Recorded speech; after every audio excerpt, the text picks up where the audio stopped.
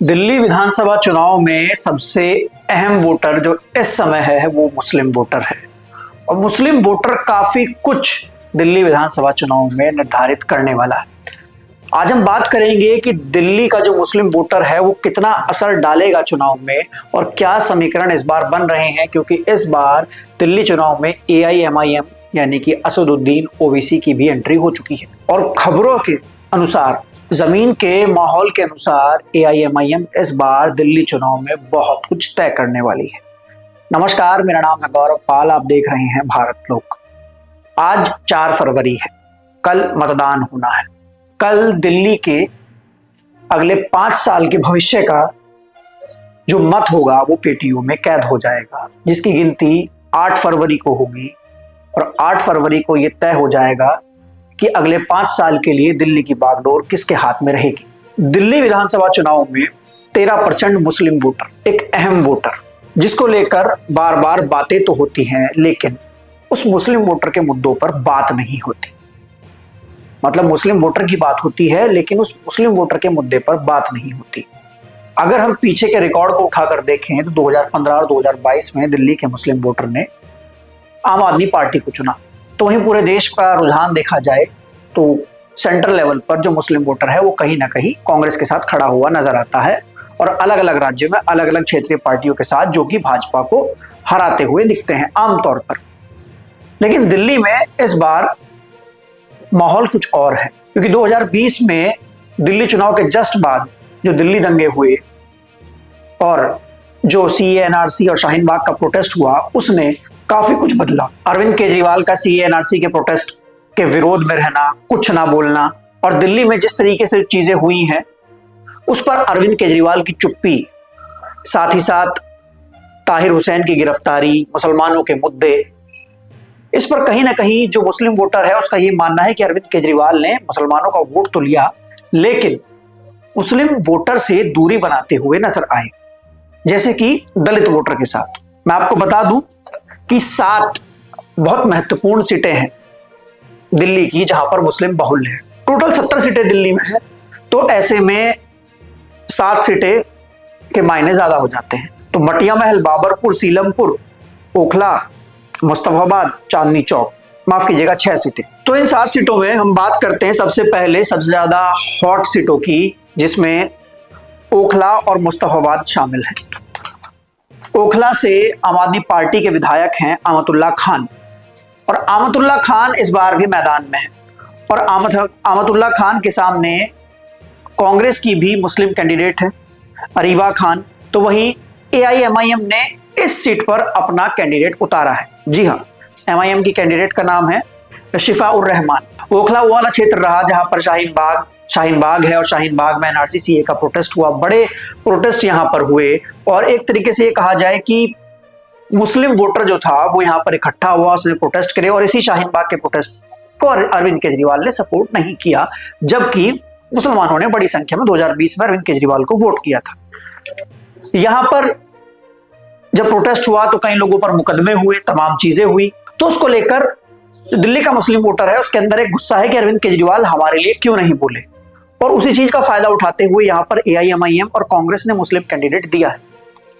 अब ये देखना है कि यहां पर मुस्लिम कैंडिडेट किस तरीके से वोट करता है। अगर मुस्लिम कैंडिडेट यहां पर डिवाइड हो जाता है, क्योंकि तीनों आप कांग्रेस और AIMIM के मुस्लिम कैंडिडेट हैं। ओखला में आम आदमी पार्टी, कांग्रेस और AIMIM तीनों के मुस्लिम कैंडिडेट हैं, बीजेपी का हिंदू कैंडिडेट है।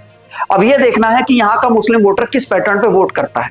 अमतुल्ला खान 2 बार से विधायक हैं और आमतौर पर वहां की जनता अमतुल्ला खान से नाराज बताई जाती है, क्योंकि जिस तरीके से अमतुल्ला खान आम आदमी पार्टी से आते हैं और अरविंद केजरीवाल का स्टैंड ना लेना बहुत कुछ निर्धारित करता है, कैंटीन इनकम्बेंसी मुस्लिम वोटर में है। अब यहाँ पर देखना है कि मुस्लिम वोटर एकजुट होकर किसी एक कैंडिडेट के पास जाता है, आम आदमी पार्टी के हो या फिर कांग्रेस के हो या फिर AIMIM के हो, इनके पास जाता है, या फिर वो डाइवर्ट होता है। और अगर वो कुछ परसेंटेज में, कुछ संख्या में भी कांग्रेस और AIMIM की तरफ चला गया और डाइवर्ट हो गया तो यहां पर बीजेपी जो है वो बाजी मार सकती है। उसके बाद बात करते हैं मुस्तफाबाद वो सीट है जहां से AIMIM के एक हाई प्रोफाइल कैंडिडेट और ताहिर हुसैन चुनाव लड़ रहे हैं। ताहिर हुसैन दिल्ली दंगों में आरोपी हैं, इससे पहले वो आम आदमी पार्टी के पार्षद थे। अभी वो जेल में थे, चुनाव में सुप्रीम कोर्ट के पेरोल पर वो 6 दिन के लिए प्रचार करने के लिए आए थे। ताहिर हुसैन को लेकर मुस्तफाबाद की जनता में एक इमोशन है, क्योंकि वो आदमी पिछले 5 साल से जेल में, इमोशनली कनेक्ट भी करता है।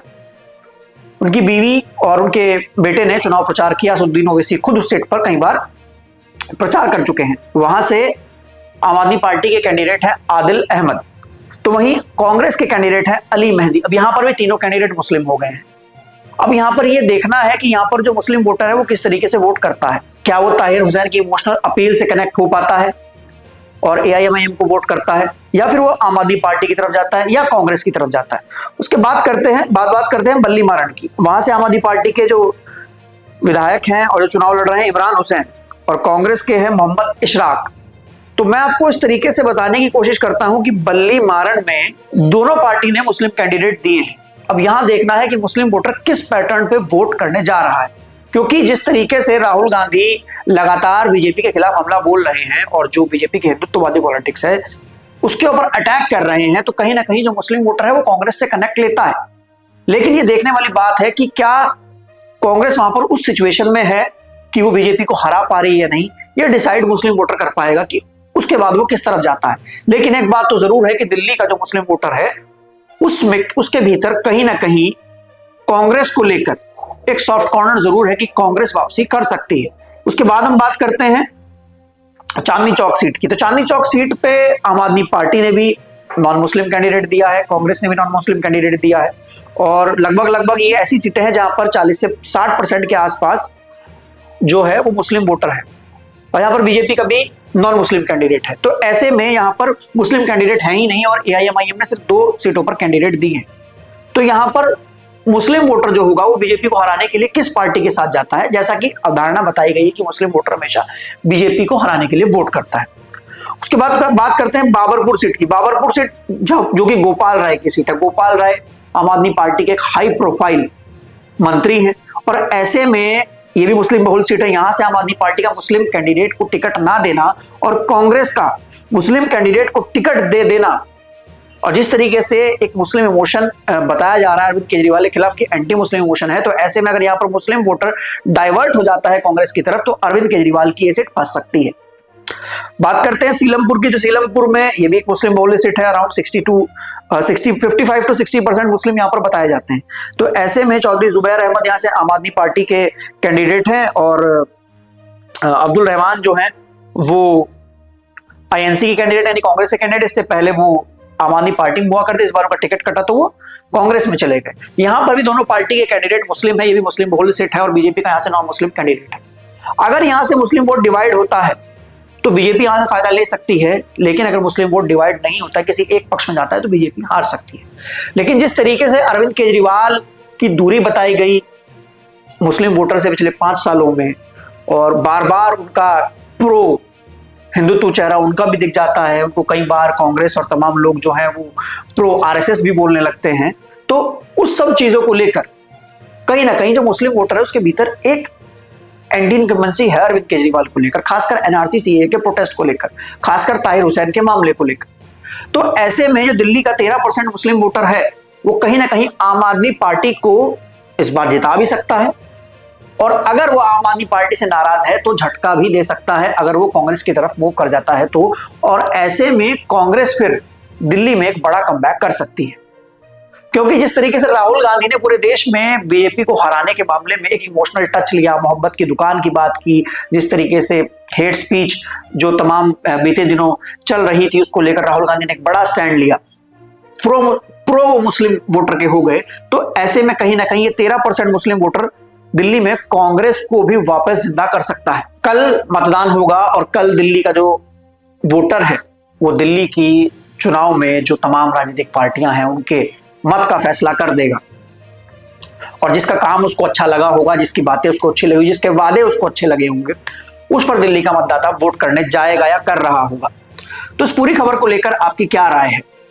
आप क्या सोचते हैं कि दिल्ली के मुस्लिम वोटर के मन में क्या चल रहा है? आप अपनी राय कमेंट सेक्शन में दर्ज करा सकते हैं। तब तक के लिए चलते हैं, फिर मिलेंगे दूसरे वीडियो में। धन्यवाद, नमस्कार। और हाँ, एक अपील है, अगर आप दिल्ली से हैं तो कल मतदान करने जरूर जाइए, क्योंकि मतदान आपका अधिकार है और आप एक बार जब मतदान करते हैं तो 5 साल के लिए सरकार चुन लेते हैं, तो ये सबसे इंपॉर्टेंट है कि आप कल मतदान जरूर करें और सही ढंग से सरकार चुनें, ताकि अगले 5 साल वो सरकार आपके लिए सही रूप से काम कर सके।